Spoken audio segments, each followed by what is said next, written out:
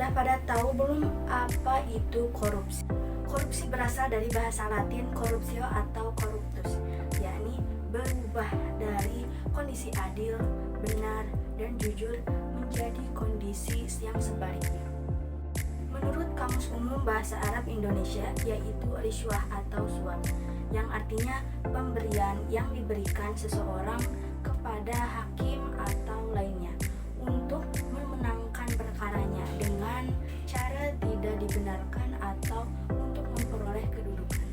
Lalu apa sih faktor yang membuat seseorang melakukan tindakan korupsi? Ada dua faktor yang menyebabkan seseorang melakukan korupsi. Yang pertama ada faktor internal dan yang kedua ada faktor eksternal. Faktor internal yang pertama ada sifat tamak manusia. Hal ini terjadi ketika seseorang mempunyai hasrat besar untuk memperkaya diri dan tidak merasa puas terhadap apa yang telah dimiliki. Yang kedua ada gaya hidup konsumtif. Kehidupan kota besar mendorong gaya hidup konsumtif. Apabila tidak diimbangi dengan mendapatkan yang memadai, maka membuka peluang seseorang untuk melakukan tindakan korupsi. Moral. Seseorang yang mempunyai moral lemah, keimanan atau kejujuran dan rasa malu cenderung mudah tergoda untuk melakukan tindakan korupsi. Yang kedua ada faktor eksternal. Yang pertama ada aspek sosial, nilai-nilai dan budaya di masyarakat yang mendukung untuk terjadinya tindakan korupsi ini. Misal, masyarakat menghargai seseorang karena kekayaannya atau jabatannya yang dimiliki.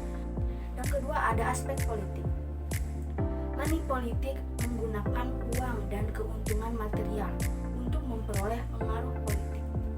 Nah, pemimpin produk money politik ini tidak akan terlalu peduli dengan nasib rakyat karena harga masyarakat pemilihnya sudah dibayar lunas, walau sangat murah. Yang ketiga ada aspek hukum. Ada dua aspek. Aspek pertama adalah aspek per buku adalah tidak baiknya substansi hukum, aturan yang diskriminatif, rumusan multitafsir dan kontradiktif dengan aturan. Yang kedua ada lemahnya penegak hukum, adalah terkait moral, integritas, kapasitas, dan komitmen aparatur negara dalam menegakkan hukum. Yang selanjutnya ada aspek ekonomi. Gaji atau pendapatan yang rendah tidak akan mencukupi kebutuhan hidup seseorang dan kemudian berpotensi adanya tindakan korupsi. Baik, untuk selanjutnya adalah mengatasi korupsi dalam lembaga pendidikan.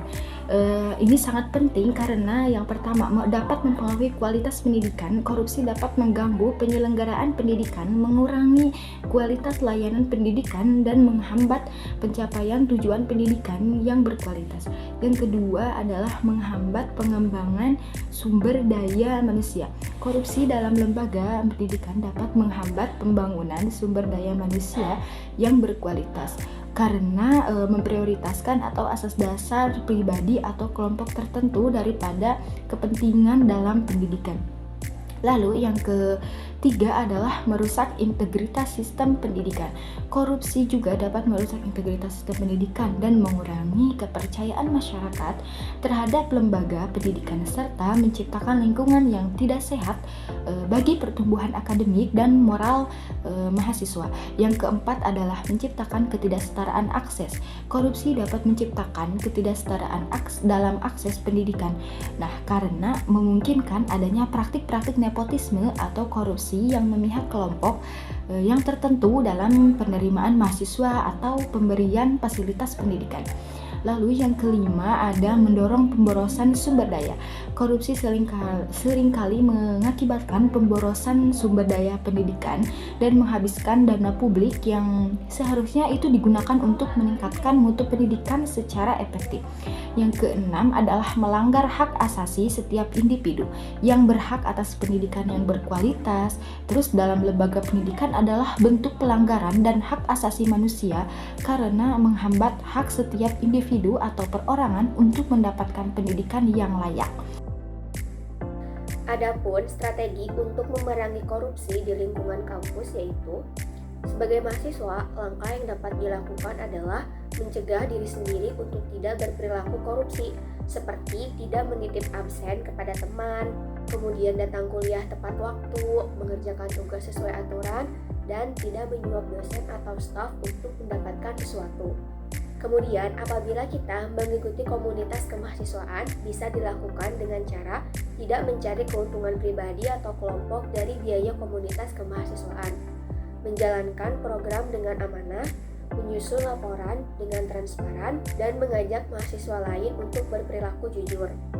Selain itu, kita juga bisa melakukan kegiatan seperti menyebarkan perilaku anti korupsi ke masyarakat luas yang berawal dari kegiatan-kegiatan terorganisir dari dalam kampus.